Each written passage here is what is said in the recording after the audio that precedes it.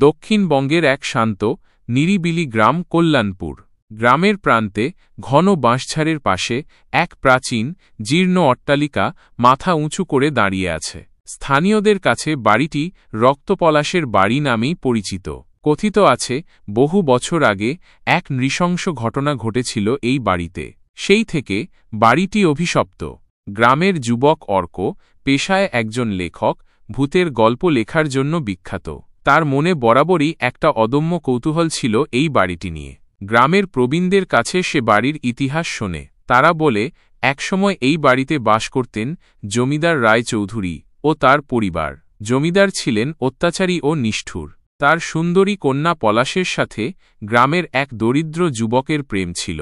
জমিদার এই সম্পর্ক মেনে নিতে পারেননি। এক বর্ষণমুখর রাতে জমিদার নিজের হাতে পলাশ ও তার প্রেমিককে হত্যা করেন। সেই থেকে পলাশের আত্মা নাকি এখনও এই বাড়িতে ঘুরে বেড়ায়, ন্যায়বিচারের আশায়। অর্ক এসব গল্প শুনে আরও উৎসাহিত হয়। সে সিদ্ধান্ত নেয় সে নিজেই এই বাড়িতে গিয়ে রহস্যের জট খুলবে। গ্রামের লোকজন তাকে বারণ করে, কিন্তু অর্ক কারও কথা শোনে না। এক অমাবস্যার রাতে সে কল্যাণপুরের উদ্দেশ্যে রওনা দেয়। গ্রামের প্রান্তে পৌঁছে অর্ক দেখে বাড়িটি যেন অন্ধকারে ডুবে আছে। চারদিকে শুধু ঝিঁঝি পোকার ডাক আর বাতাসের শোঁ শব্দ। বাড়ির গেটটি মরচে পড়ে বন্ধ হয়ে আছে। অর্ক কোনোমতে গেট খুলে ভেতরে ঢোকে। বাড়ির উঠোন আগাছায় ভরে গেছে। দেওয়ালে শ্যাওলা জমেছে। জানালার কাচগুলো ভেঙে গেছে। বাড়ির ভেতরটা যেন এক ভুতুড়ে জগৎ। অর্ক টর্চ জেলে বাড়ির ভেতরে ঢোকে। প্রতিটি ঘরে যেন অতীতের ছায়া লেগে আছে। ধুলোমাখা আসবাবপত্র, ভাঙা আয়না, ছিঁড়ে যাওয়া পর্দা, সবকিছুতেই যেন এক বিষণ্ণতার ছাপ। অর্ক দোতলায় ওঠে। সেখানে পলাশের ঘর। ঘরের দরজাটি খোলা।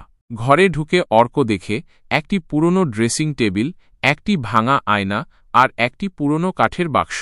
দেয়ালে একটি পুরনো ছবি, যেখানে পলাশের মুখটি আবছা হয়ে আছে। অর্ক কাঠের বাক্সটি খোলে। বাক্সের ভেতর থেকে একটি পুরনো ডায়েরি, একটি রূপার আংটি আর একটি রক্তমাখা রুমাল বের হয়। ডায়েরিটি পলাশের লেখা। অর্ক ডায়েরিটি পড়তে শুরু করে। ডায়েরিতে পলাশ তার প্রেমের কথা লিখেছে।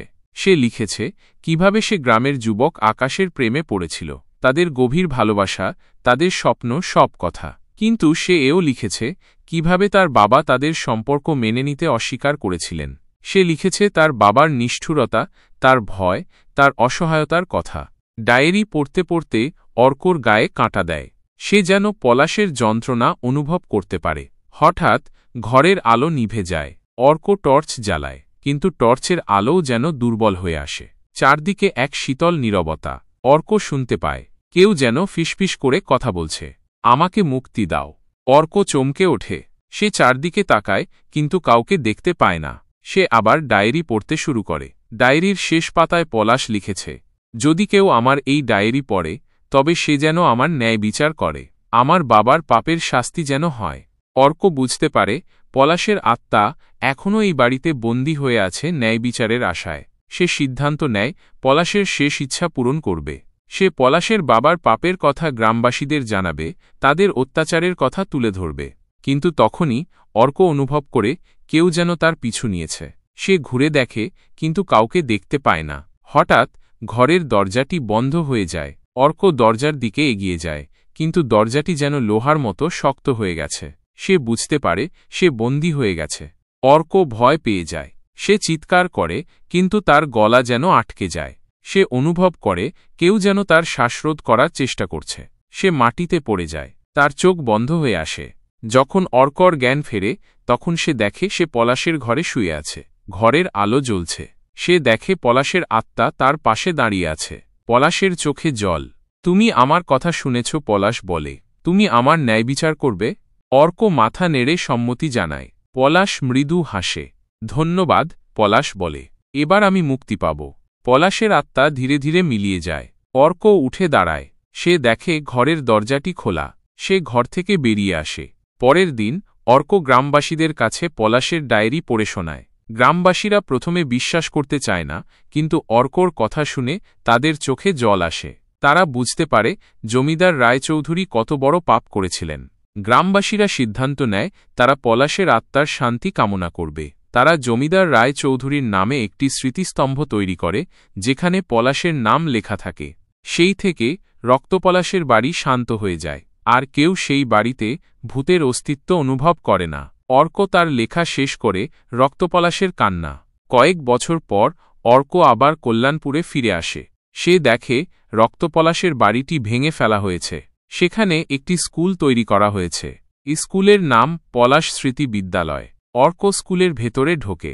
সে দেখে স্কুলের দেয়ালে পলাশের একটি ছবি টাঙানো আছে। ছবির নিচে লেখা ন্যায় বিচারের প্রতীক। অর্ক মৃদু হাসে। সে বুঝতে পারে পলাশের আত্মা শান্তি পেয়েছে। সে জানে এই স্কুলটি পলাশের স্মৃতি বহন করবে, ন্যায় বিচারের কথা মনে করিয়ে দেবে। অর্ক কল্যাণপুর থেকে ফিরে আসে। তার মনে এক অদ্ভুত শান্তি। সে জানে সে এক অভিশপ্ত বাড়ির রহস্য ভেদ করেছে, এক অসহায় আত্মার মুক্তি দিয়েছে। এই গল্পটি শুধু একটি ভৌতিক গল্প নয়, এটি ন্যায় বিচার, ভালোবাসা এবং মুক্তির গল্প। এটি আমাদের মনে করিয়ে দেয় অতীতের ভুলগুলো যেন ভবিষ্যতে আর না হয়।